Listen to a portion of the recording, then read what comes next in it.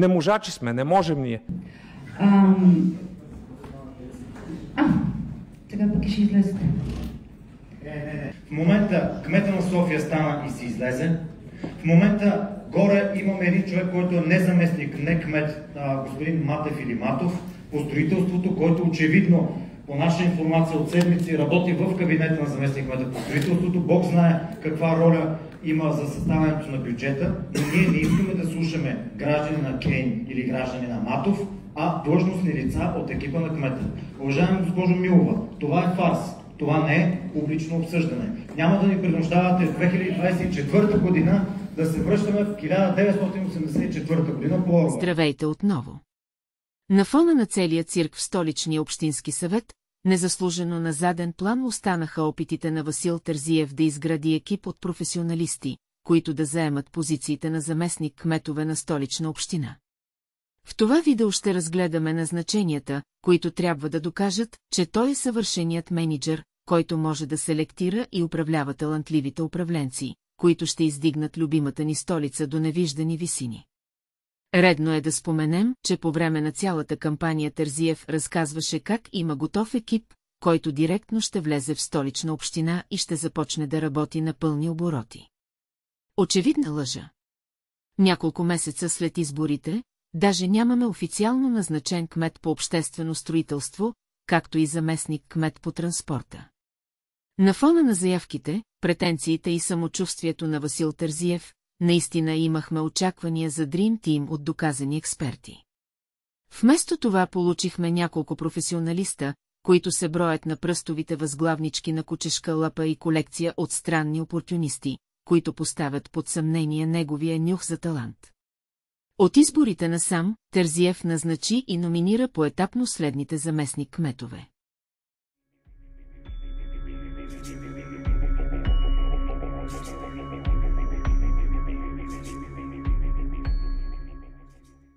Заместник-кметът по екология Надежда Бобчева е бивш заместник-кмет на район Оборище от Зелено движение. Още през лятото се говореше за нейните амбиции да заеме креслото на заместник-кмет по екология на столична община по предложение и натиск на бившия съпредседател на партията Владислав Панев. Бобчева е родена в Силистра и има завидна политическа кариера. 2 мандата е била общински съветник от Българската социалистическа партия в града.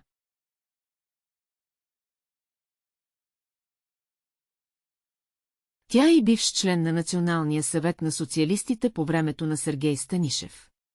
Баща и Друми Бобчев също има политическа кариера в средите на Българската социалистическа партия като кмет на село в региона.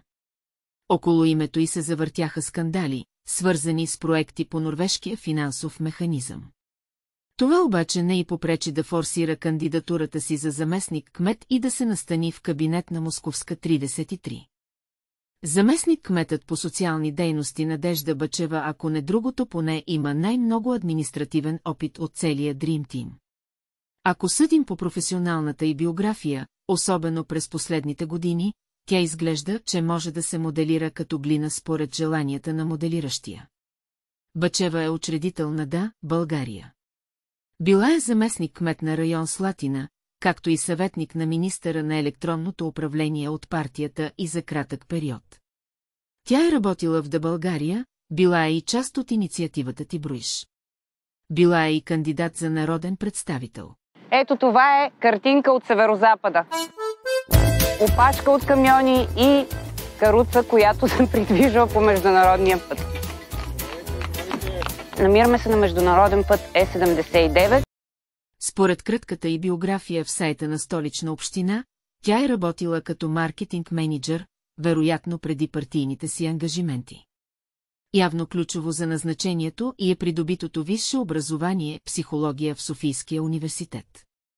На фона на целия и опит бихме могли да се запитаме по какъв точно начин е подходяща за тежкия ресор, с който се е заела. Или просто е удобна за новия режим в Столична община. Заместник-кметът по европейски политики, международна дейност и туризъм Никола Бърбутов изглежда е единственият, който се доближава по профил до Васил Терзиев. Той е предприемач, който е развил собствен бизнес и има престижно образование, което е завършил в чужбина. Барбутов е бивш кандидат за депутат от Продължаваме промяната и член на спорната неправителствена организация Национална мрежа за децата. Заместник-кметът по култура, образование, спорт и младежки дейности Яна Генова е бивша номинация на Продължаваме промяната за министър на културата. В професионалната й биография можем да видим множество участия в работата на неправителствени организации.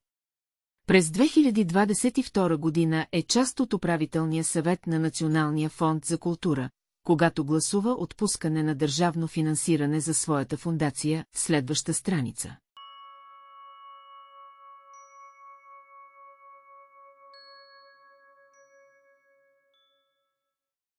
В задачата се пита какъв морал има този човек, щом си позволява да гласува за себе си финансиране в размер на близо 100 000 лева и дали този и морал ще я спре от подобен ход в качеството и на заместник-кмет на Столична община. Хубаво е и ще става още по-хубаво, приятели. Според лаконичната биографична справка на страницата на Столична община, заместник-кметът по правен и административен контрол Никола Лютов няма юридическо образование, завършено в България. Съответно и не фигурира в регистрите на българската адвокатура, а е само юрист. Вероятно липсата на юридически опит в сферата на българското законодателство не е проблем при селекцията на човека за този пост. Лютов обаче има сертификат за отлично представяне в сферата на фалита. Това не е никак случайно, тъй като е син на небезизвестния Станислав Лютов.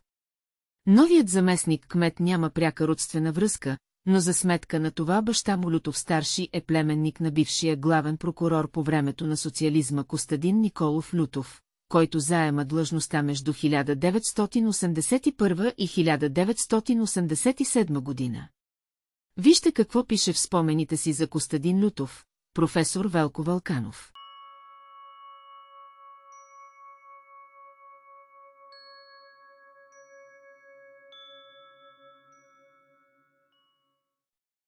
Лютов старши е бивш квестор на Корпоративна търговска банка, БГА Балкан и Първа частна банка.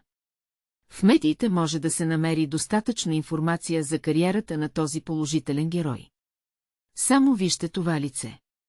Мислите ли, че не става въпрос за изключително честен човек, който е успял да изучи и научи сина си на най-добрите възможни и честни практики в сферата на правото? Новият заместник-кмет по правен и административен контрол изглежда е бил и част от Продължаваме промяната. Той има и сестра, която изглежда, че също е била в партията. Лора Станиславова Лютова е била част от проверката, която е обхванала 62 човека, които са били назначени на граждански договори от кабинета на Кирил Петков. Лютов има фирмено участие, което според търговския регистър изглежда е прехвърлил на 17 ноември. В задачата се пита имал ли е досег с документи и колко време е прекарал в кабинет в Столична община преди да бъде назначен едва на 19 декември. Това са въпроси, които много лесно могат да намерят своите отговори. Единствено е необходимо някой буден журналист да изиска отговорите от новия режим в Столична община. Бившият председател на Столичния общински съвет Георги Георгиев от ГЕРБ вече ги зададе публично. На следващо място, нещо изключително важно. Лицата Лютов и Матов, за които чух, работят в кабинети в Столична община без да имат длъжностно качество. Имат ли достъп тези хора, номинирани за заместник-кметове, до документация? Месят ли се в работата на администрацията? Става въпрос за евентуални закононарушения. Ви моля изключително сериозно да бъде проучен този въпрос. Тези хора, ако не са назначени за заместник-кметове, защото се излизат от фирмите, законът е предвидил да станат такива едва когато се излязат от фирмите заради потенциални конфликт на интереси. На този етап можем да се надяваме единствено, че престоят на Никола Лютов в Столична община няма да бъде Курви, Бело и Царско село.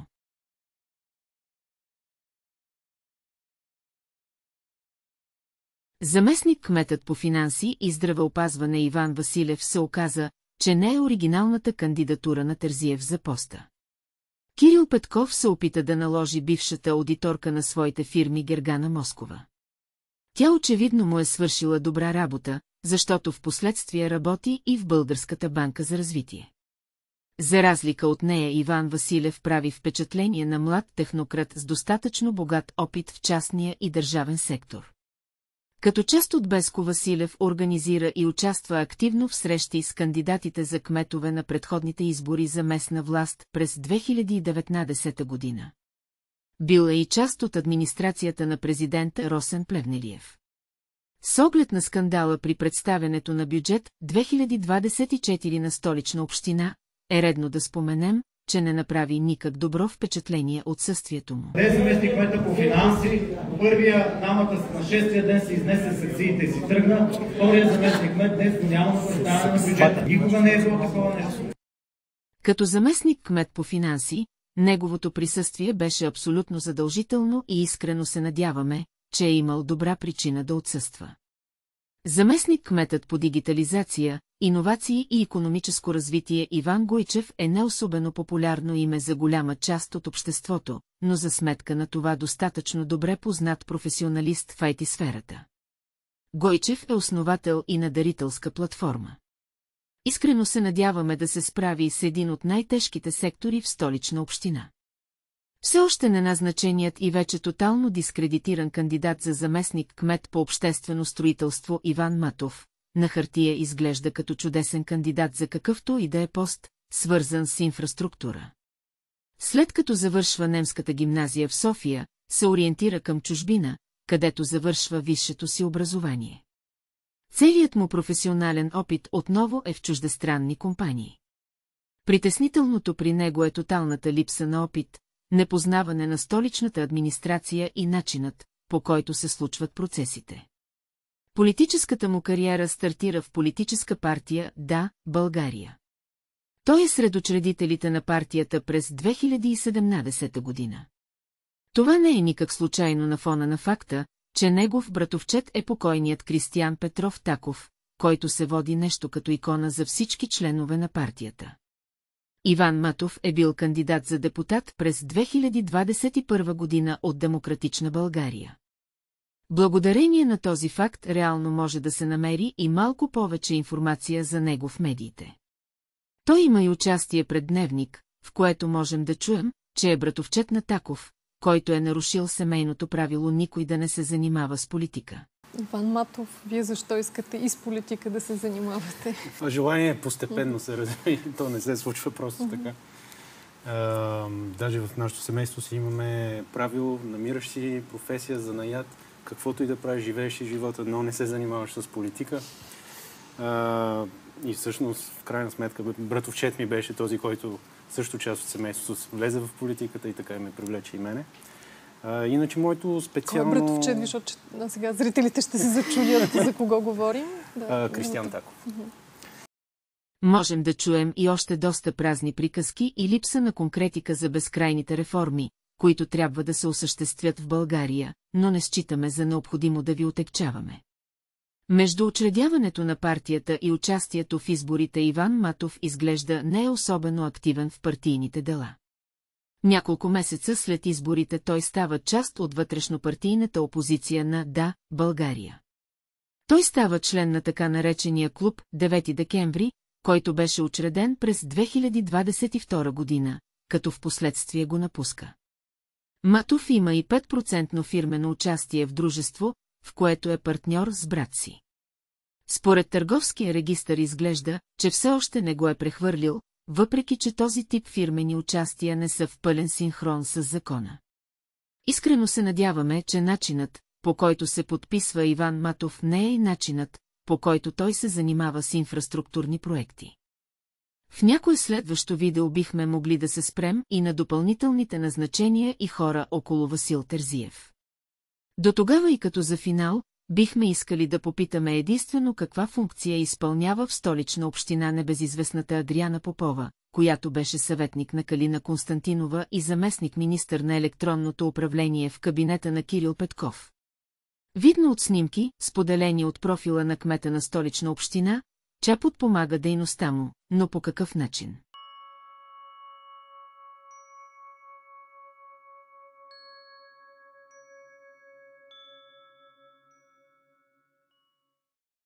До каква степен продължаваме промяната държат Терзиев? Налагат ли му свои бивши и настоящи кадри? Доскоро. Не можачи сме, не можем ние.